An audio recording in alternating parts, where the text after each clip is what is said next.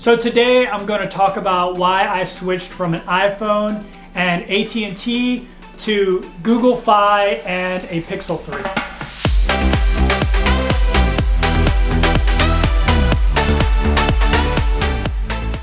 So last year I went to Paris for 3 days, and that's not really enough time to invest in a phone and a SIM card in that country. So I contacted AT&T to see if I could get an international plan for a couple days.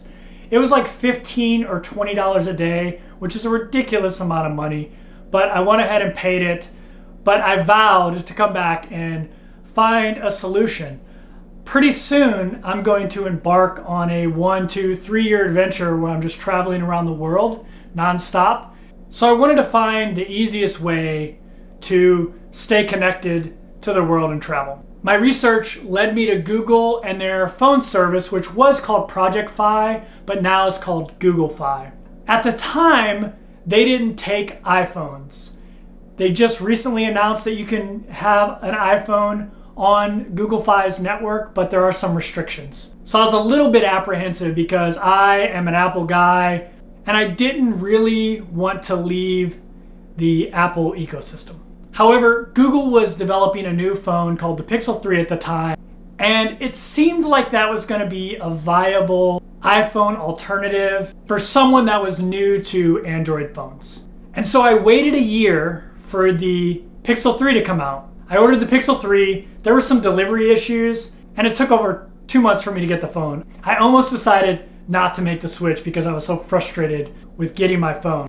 But eventually I got the phone and I decided to go ahead and use it. And I'm really glad I did. I had a lot of preconceived notions of what an Android phone is like. My mom has like an older one and I've tried to use it before, and the operating system just didn't work very well on her phone, and I just kind of thought that's how all Android phones work. The Pixel 3 is just as smooth as the iPhone. I actually prefer the Pixel 3 to the iPhone. Let me caveat that first by saying I had an iPhone 6 and I was waiting around to see if I was going to upgrade or move to an Android phone. The Pixel 3 interface is much smoother than my iPhone 6 iOS interface was. I thought it was going to be a struggle not having a home button, but it took me about 20 minutes of playing with the Pixel 3 to actually not miss it at all.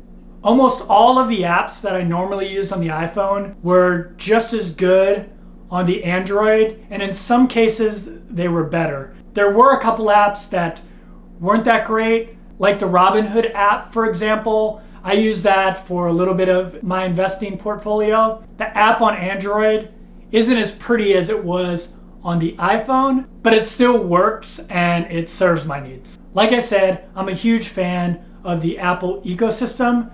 I was a little worried about things that I have come to really like iMessage and my AirPods, AirDrop, and things like that. As far as iMessage goes, Android has their own web-based version that I use in Google Chrome, and it's just as good, and I don't even notice a difference. My AirPods are the thing I was really concerned about, because I use these things all the time.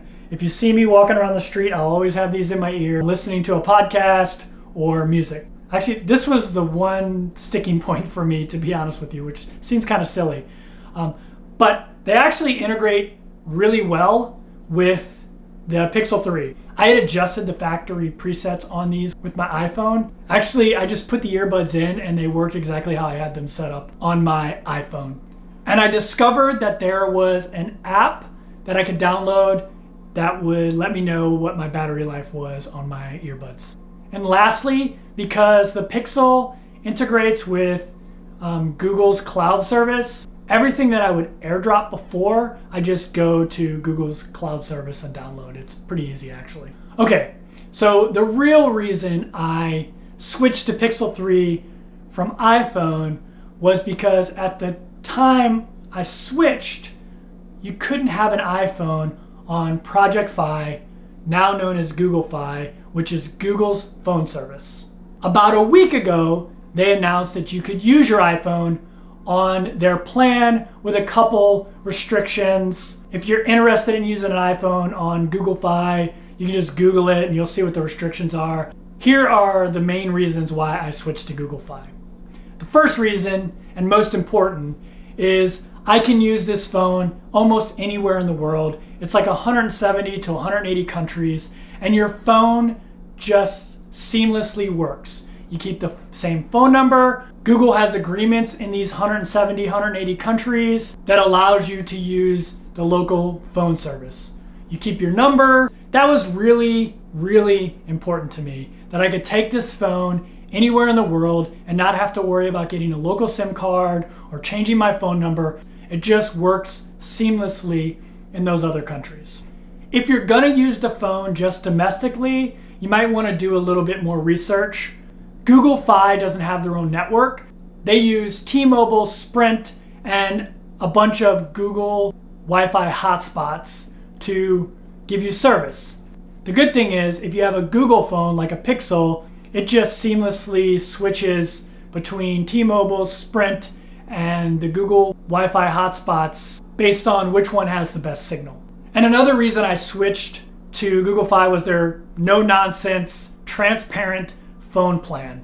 The phone plan is a $20 base fee and then $10 for each gig of data you use, up to 6 gig. After 6 gig, you don't get charged anymore. So the most your phone bill can be is $80. And that applies whether you're in the United States or whether you're overseas. If you live in a city like New York, like I do, there are Google Wi-Fi hotspots everywhere, and my phone is almost always on a hotspot. And so I actually don't use that much data, because when I'm at home, I'm on my Wi-Fi network. When I'm at work, I'm on my work's Wi-Fi network. So this month, my phone bill was $26 because I didn't even use a gig. Another great thing is, like I said, every gig you get charged $10, but let's say you use 1.5 gigs.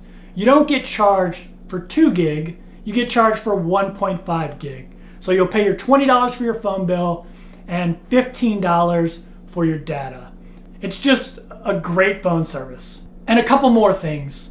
If you get a Google phone, you don't need a SIM card. So your SIM card slot is still open. So if you get overseas and you're using a lot of data, you can go and buy a local SIM card and put it in your phone, and Google allows you to switch back and forth between Google Fi and that local SIM card.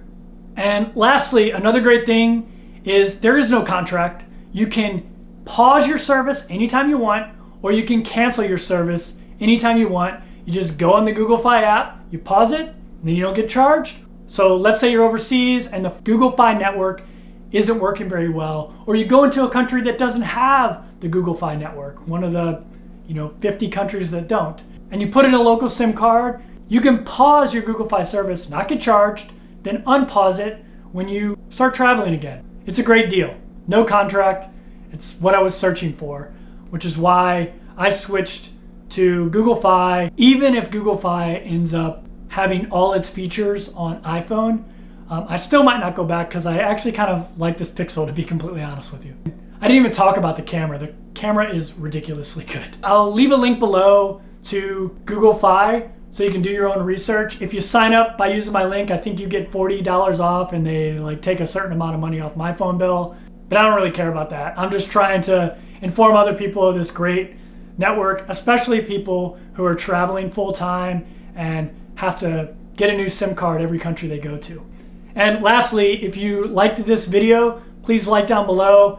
I'm up to 148 subscribers.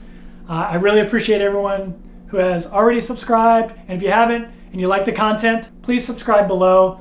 At some point, this channel is going to transition to me traveling full time to different countries around the world. So if that kind of content interests you, I encourage you to subscribe and hit that bell button so you get notifications when I put out videos.